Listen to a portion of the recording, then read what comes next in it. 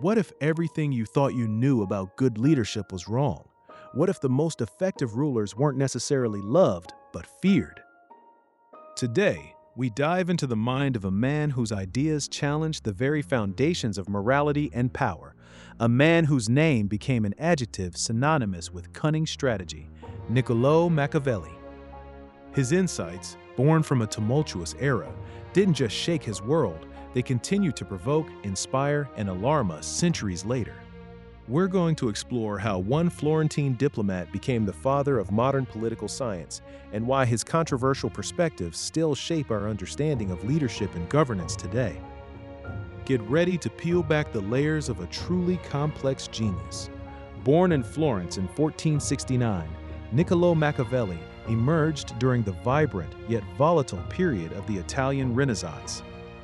He wasn't just a scholar, he was a man of action, serving as a diplomat, an author, a philosopher, and a historian in a city that was a hotbed of cultural brilliance and political intrigue. His life unfolded against a backdrop of shifting alliances, constant warfare, and the relentless pursuit of power, experiences that would profoundly shape his worldview. Today, his name isn't just a label, it's a concept, instantly bringing to mind ideas of shrewdness, strategy, and a sometimes brutal political pragmatism. He is widely hailed as the father of modern political science, a title he earned by daring to look at politics not through the lens of ideals, but through the harsh reality of how power is gained, maintained, and lost. His writings didn't just offer advice, they fundamentally reshaped how we think about leadership and governance, leaving an indelible mark on Western thought that continues to echo in boardrooms, parliaments, and battlefields. Machiavelli's intellectual awakening wasn't confined to dusty library shelves, it was forged in the crucible of Florentine politics. He wasn't just an observer, he was a key player, deeply intertwined with the city-state's often turbulent affairs. Imagine living in a city that, within a few decades, saw the rise and fall of powerful republics, the constant push and pull of rival families like the Medici, and the ever-present threat of invasion from larger, more aggressive kingdoms. This was Machiavelli's Florence. He witnessed firsthand the grand ambitions of rulers, the treachery of allies, the fickle nature of public opinion, and the brutal consequences of military defeat. He saw leaders rise to dizzying heights, only to be cast down by unforeseen circumstances or the machinations of their enemies. From 1498 to 1512, Machiavelli served the Florentine Republic as a senior official, traveling on diplomatic missions to the courts of kings, popes, and powerful warlords, including the infamous Cesare Borgia. These aren't just dry historical facts, they are the genesis of his ideas. His direct involvement in these high-stakes political dramas provided him with a unique, unvarnished perspective on how power truly operated, far removed from the moralistic treatises of earlier philosophers. He didn't theorize about hypothetical kings, he observed real ones, noting their strengths, their flaws, and the strategies that led to their success or ruin. These first-hand experiences, etched into his mind by the triumphs and tragedies of his era, formed the solid, often stark basis for his most impactful writings.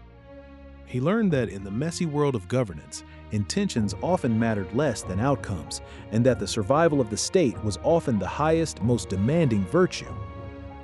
However, in 1512, the Medici family returned to power, overthrowing the Republic and leading to Machiavelli's arrest, torture, and eventual exile from Florence.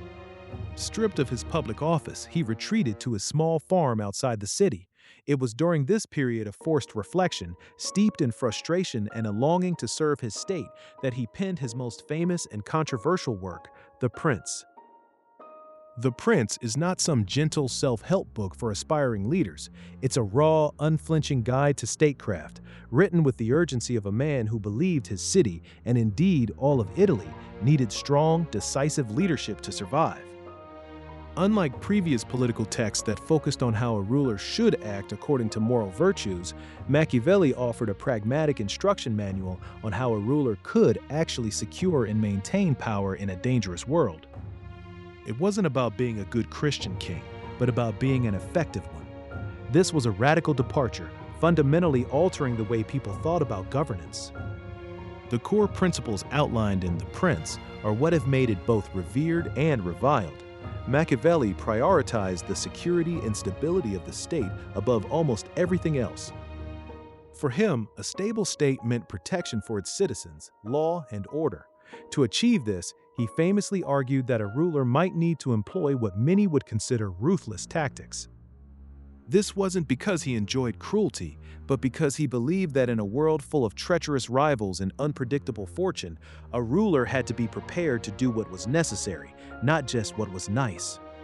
One of his most shocking claims was the separation of morality from politics. He suggested that while personal virtue was commendable, a prince or any leader might sometimes have to act against traditional moral codes, be deceitful, cruel, or unmerciful if it served the greater good of the state.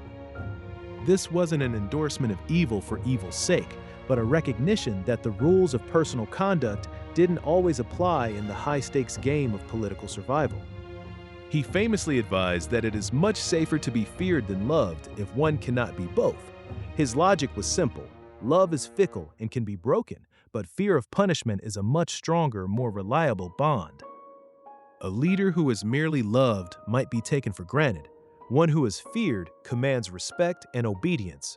However, he also cautioned against being hated, as that could lead to rebellion. The ideal was to be feared but not hated. This leads directly to perhaps the most infamous misinterpretation of Machiavelli's philosophy: the ends justify the means. While he never explicitly wrote this exact phrase, the sentiment permeates The Prince.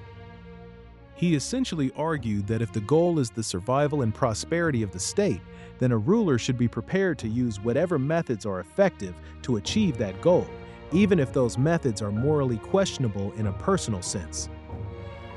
For Machiavelli, the consequence of a ruler's actions, the preservation of the state, was paramount.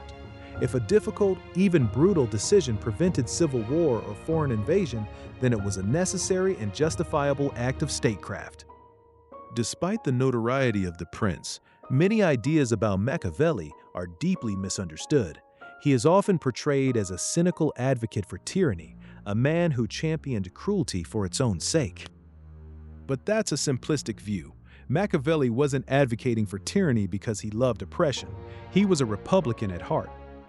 What he truly believed was that strong, adaptable leadership was absolutely necessary to prevent chaos and protect the state from internal strife and external threats. He saw the fragile nature of Italian city-states and the constant danger they faced. For him, a prince who understood the harsh realities of power and acted decisively, even if unpopularly, was a savior, not a villain. He emphasized that a ruler needed to be cunning, like a fox, to avoid traps, and strong, like a lion, to drive off wolves. This wasn't about being inherently bad, but about being supremely intelligent and adaptable to human behavior. He understood that people are not always rational or virtuous, and a leader must navigate this complex human landscape. He didn't expect people to be saints. He observed them as they were. This pragmatic view meant a ruler had to be prepared for the worst and understand how to manipulate situations and perceptions to their advantage, always with the state's security in mind. Furthermore, a less known but crucial aspect of his thought, especially when considering his Republican ideals, was his advocacy for a citizen army.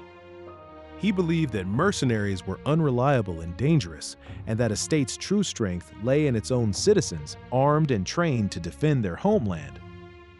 This shows a profound trust in the people, albeit an armed and organized people, which contradicts the image of him as a purely autocratic thinker. Beyond The Prince, Machiavelli's most substantial work is Discourses on Livy. This book, often overlooked in popular culture, reveals a different facet of his political thought. In the Discourses, he explored the merits of republics, drawing lessons from the history of ancient Rome. Here, Machiavelli highlighted the importance of civic virtue, the idea that citizens should prioritize the common good over their individual interests. He believed that in a republic, the people, when properly guided and structured, had the potential for self-governance and could achieve great things. He stressed the value of human history as a guide, arguing that the past offered crucial insights and patterns for solving contemporary political problems. For him, history wasn't just a record of events, It was a vast laboratory of human experience, providing timeless lessons on leadership, statecraft, and the nature of power. This work positions him not just as a proponent of strong single rulers, but also as a profound analyst of popular government. Machiavelli remains a complex and undeniably controversial figure. Throughout history, he has been labeled as amoral, cynical, and even evil. The term Machiavellian itself often carries negative connotations, implying duplicity and ruthless self-interest. Yet, to dismiss him as merely cynical is to miss the profound analysis he offers. His works provide some of the most insightful observations on power and leadership ever written. He dared to look at politics as it truly is, rather than as it should be, offering enduring insights into the fundamental dynamics of human nature, ambition, and the messy business of governing. His legacy is not just historical, it is strikingly relevant today. His ideas are vital for understanding the evolution of political thought, from the Renaissance to the present day. When we see leaders making tough choices, balancing ethics with effectiveness, or navigating complex international relations, Machiavelli's shadow is often present. His writings are essential for anyone trying to address the ongoing challenges of governance in a rapidly changing world. Whether you agree with his conclusions or find them unsettling, his contribution forces us to confront uncomfortable truths about power, forcing us to think critically about leadership, morality, and the survival of the state. He taught us that while ideals are important, ignoring reality is a luxury no state can afford. To delve deeper into the minds that shaped history, subscribe to History Memory Chronicles.